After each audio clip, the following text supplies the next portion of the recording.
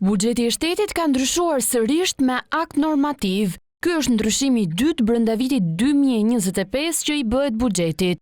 Rishikimi i buxhetit me akt normativ parashikon në total 11.8 miliard lekë që rialokohen dhe fokusi do të jetë në mbështetjen e sektorëve prioritar, por edhe në nxitjen e mëtejshme të investimeve publike. Sektorët që do të kenë edhe mbështetjen më të madhe të këtyre fondeve do të jenë forcimi i sigurisë digjitale dhe mbështetja e rritjes ekonomike të qëndrueshme, përmes përmirësimit të infrastrukturës kombëtare në masën 5.6 miliard lekë. Përmes këtij akti normativ, qeveria ka vënë në dispozicion shumën prej 3 miliard lekësh në formën e garancisë sovrane në mënyrë që bizneset në sektorin bujqësor të mund të marrin kredi për investime dhe zgjerimin e tyre. Gjithashtu, ky akt normativ parashikon dhe rishpërndarjen e disa fondeve të brendshme në kuadër të përmirësimeve në teknologjinë e informacionit në administratën publike.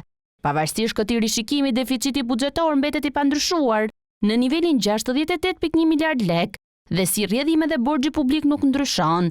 Ministria e Financave shpreh se ky rishikim do të sigurojë konsolidim fiskal, qëndrueshmërinë e financave publike si dhe stabilitetin makroekonomik në tërësi.